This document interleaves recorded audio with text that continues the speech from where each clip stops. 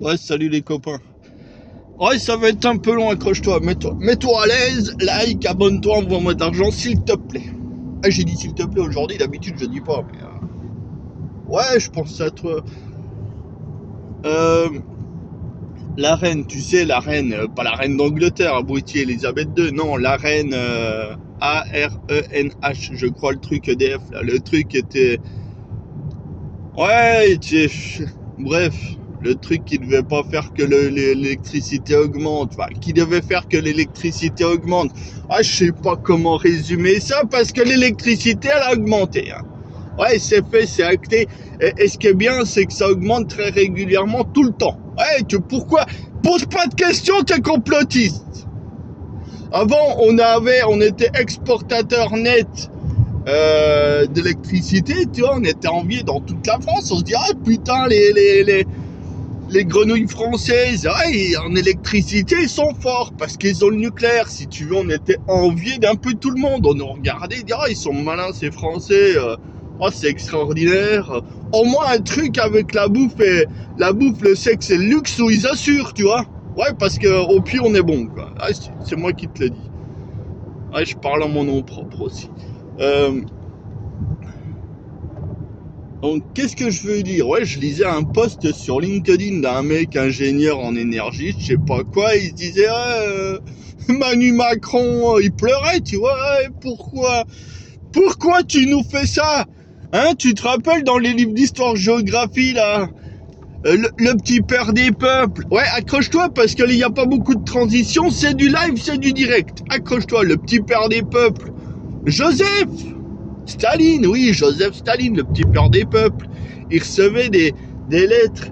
Ouais, ça devait être des fans ou des femmes pour être aussi connes. Ah ben oui, hein.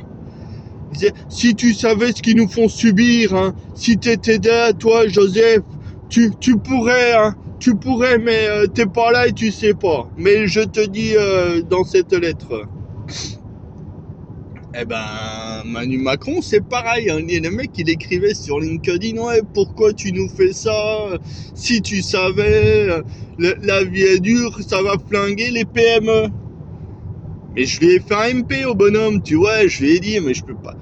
Mec, c'est voulu. Ah non, mais je suis pas complotiste, abruti, j'ai des arguments. J'écoute Asselineau, quand même. Pourquoi c'est voulu? Avant, si tu veux, avant les années 80-90,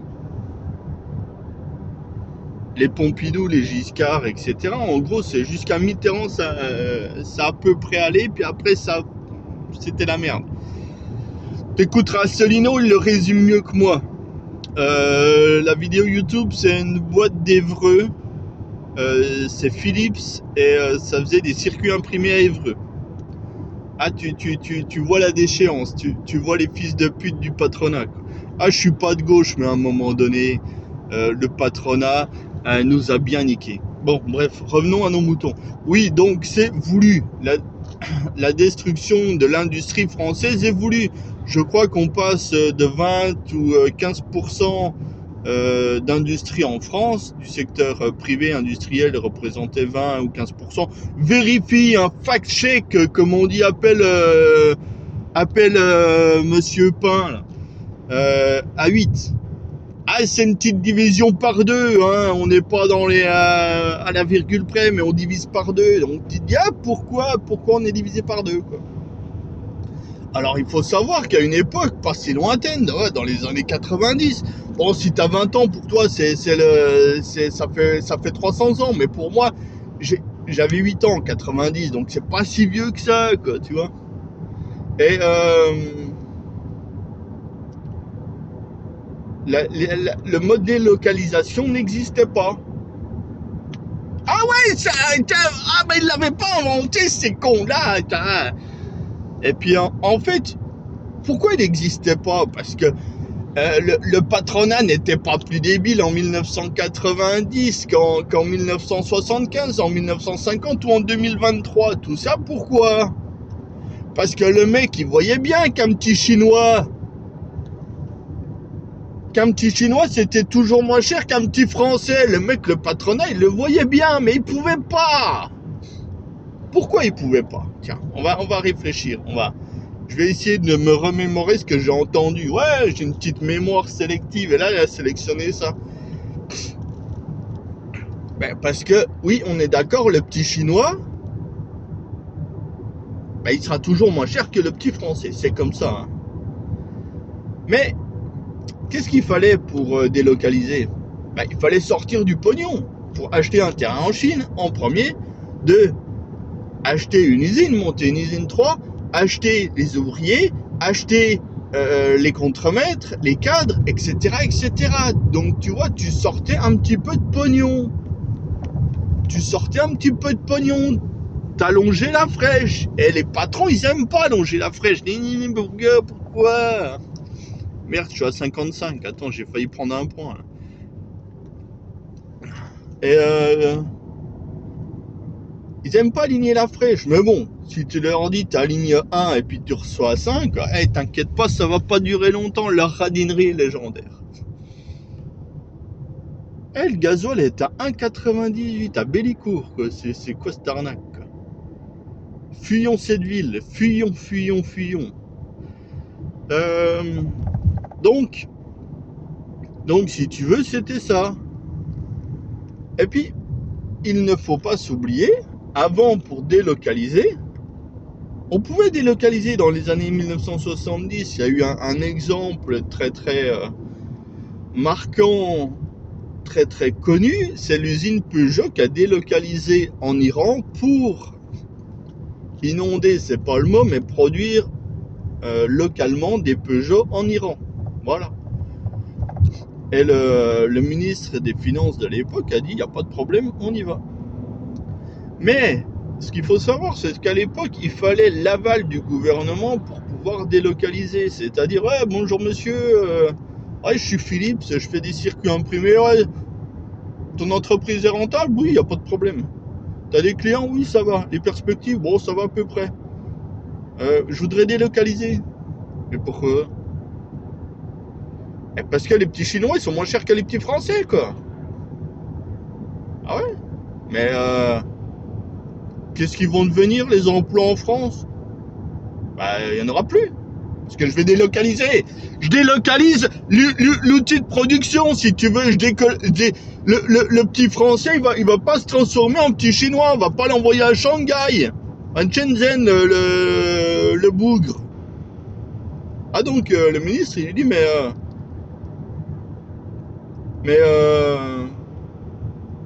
si je comprends bien, vous voulez gagner plus de pognon? Donc ça fait plus de pognon et ça fait moins de travailleurs? Il dit, ouais, c'est exactement ça. Ouais. Il dit, c'est pas patriotique. Ah, moi je m'en bats les couilles, je sais pas ce que c'est, de toute façon je connais pas ce mot. Moi je regarde mon tableau Excel et j'ai appelé mon banquier. Il m'a dit, vas-y, fonce. Non. Non, moi je suis l'État français, je te dis, va te faire enculer. Voilà. Ah, c'est comme ça. Bah, t'inquiète pas, nous on faisait ça, les autres faisaient ça, tout le monde faisait ça. Et tout le monde était content. Et tout le monde vivait en harmonie. Et ils eurent beaucoup d'enfants et beaucoup de petits travailleurs dans les usines. Et tu vas me dire, à quel moment ça a merdé? Pourquoi ça a merdé? Et oui, c'est là le succès de ma vidéo. Pourquoi ça a merdé? Allez, j'insiste, va regarder la vidéo d'Asselineau sur la boîte des... Asselineau n'apparaît pas très longtemps. Hein. C'est un mec qui filme, je sais pas s'il a bossé là-dedans, c'est un mec qui filme la déchéance de son usine et il explique qu'il a été revendu, et puis à la fin, il n'y avait plus rien. Voilà. Mais alors pourquoi? Ah ben si je te cite Asselineau, tu vas comprendre assez vite, c'est l'Union Européenne. Et c'est quoi l'Union Européenne? La libre circulation des biens, des personnes, des capitaux. Hein, j'insiste sur le mot capital, un capital de capitaux. Avant, comme je viens de te dire, c'était le ministre de l'Industrie qui disait on y va, on n'y va pas. En général, c'est on n'y allait pas. Et puis après, il y a eu l'Europe. Et c'est quoi l'Europe? La libre circulation des biens, des personnes, des capitaux.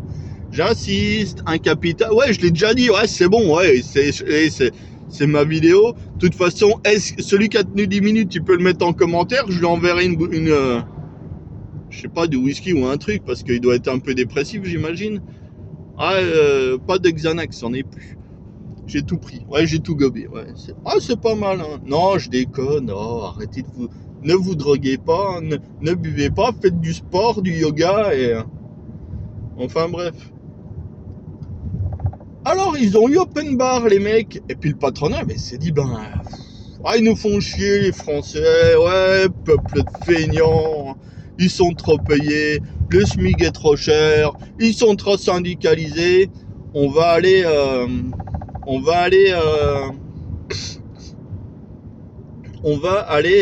Chine, ouais, en Chine, ouais. Mais si tu veux, dans l'histoire, ce qu'il faut comprendre, ce qui est très simple à comprendre, le peuple, tu l'as baisé.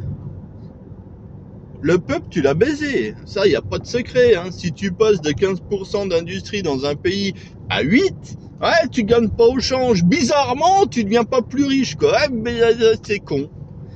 Mais tout le monde n'a pas perdu, parce que si tout le monde avait perdu, on l'aurait pas fait. Il y a le patronat, je t'ai dit, ils sont pas si cons. Ils sont cupides, ils sont anti-chrétiens, ils sont tout ce que tu veux, mais ils sont pas si cons, tu vois. Eux, ils ont envie de péter dans la soie et faire des soirées un petit peu rock'n'roll. Ah, toi, des soirées rock'n'roll, t'achètes de la raclette et tu bouffes de la fondue. Oui, c'est rock'n'roll, mais eux, tu vois, c'était... ils avaient envie d'aller faire la fête à Ibiza, quoi, prendre des drogues, et puis le lundi matin, ils revenaient au bureau, ou le mardi, parce qu'ils ont pris un RTT, et ils regardaient leur compte en banque, ils disaient « Ah, putain de petits Chinois, je vous aime ». Voilà comment on s'est fait niquer. L'Europe nous a niqué.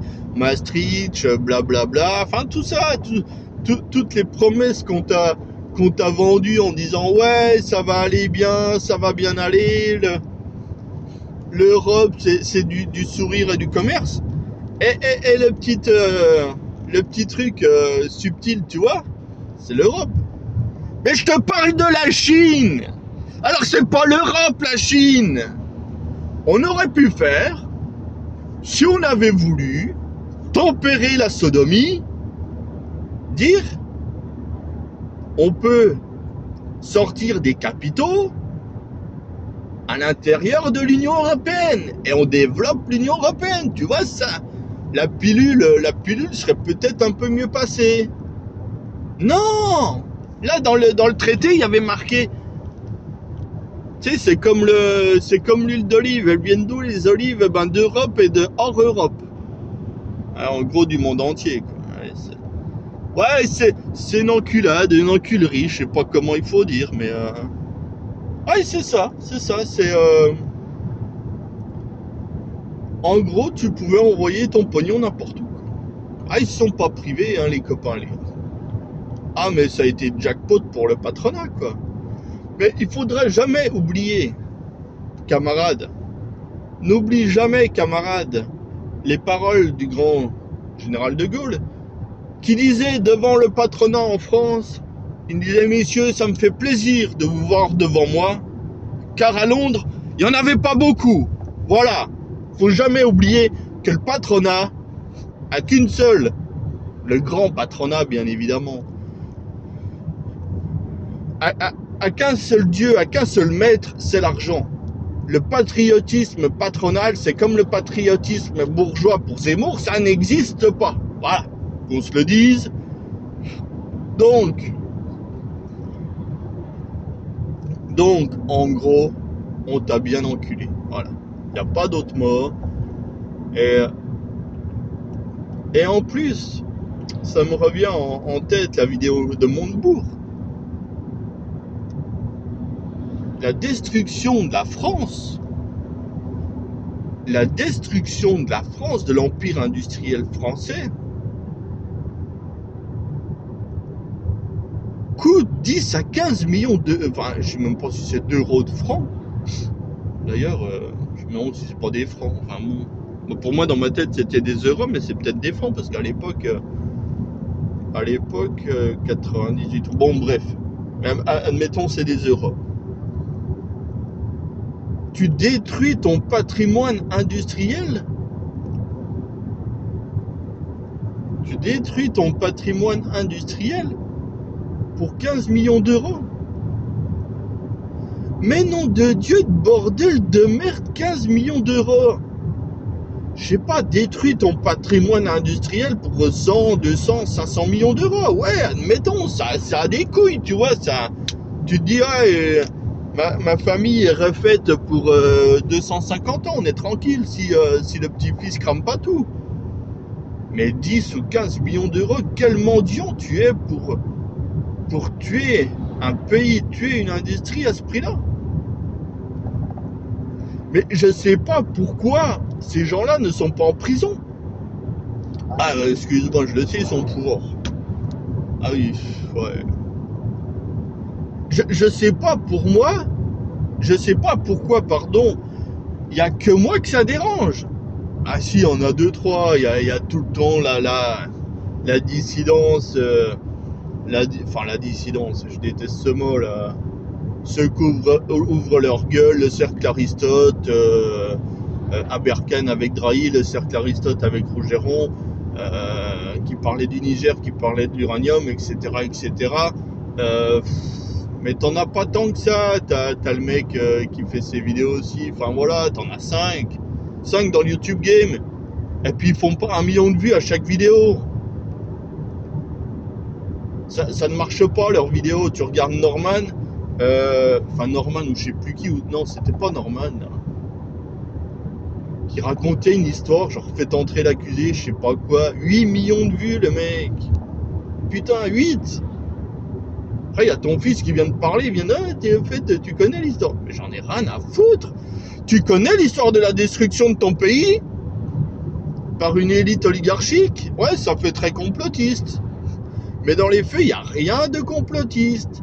Il n'y a absolument rien de complotiste. Tout est sourcé, tout est prouvé, et même pire, tout est logique. Tout est logique. Voilà.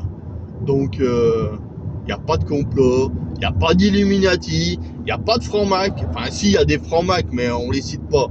Mais c'est pas pareil. Il y a simplement la destruction de ton pays par une élite. Ils sont même pas corrompus. Je sais plus qui c'est qui disait c'est ça, c'est Étienne Chouard ou Pierre Hillard, je sais pas, ou Rougeron, j'en sais rien. Bref, ils sont pas corrompus, ils sont la corruption. C'est pas pareil. Pour corrompre quelqu'un, il faut qu'il soit contre à la base. Si le mec il est pour, et tu peux pas le corrompre puisqu'il est pour. C'est ça le problème. Donc, je sais pas pourquoi, ça fait pas la une des journaux, ça fait pas la une du... Regarde, tiens, je vais changer d'exemple. Attends, je lis un panneau. Je vais changer d'exemple. Molina, un YouTuber, je sais pas, il est plus jeune que moi, je pense, il doit avoir 30 ans. C'est un YouTuber spécialisé dans le foot et dans le sport. Le mec, il a fait une interview de 3 heures, une vidéo qui a duré 3 heures à l'Assemblée nationale. Je vais faire une vidéo spéciale sur lui. Bon, voilà. Non mais, il faut bien comprendre que le tissu industriel, en conclusion, a été détruit de manière volontaire par le système. Tout est acté, tout est prouvé, tout est simple. Il n'y a pas de oui, mais non, machin, truc. Tout est simple. Tout est simple. L'Union européenne, Maastricht, destruction de la France, perte de souveraineté, etc., etc. Et maintenant, t'es mort.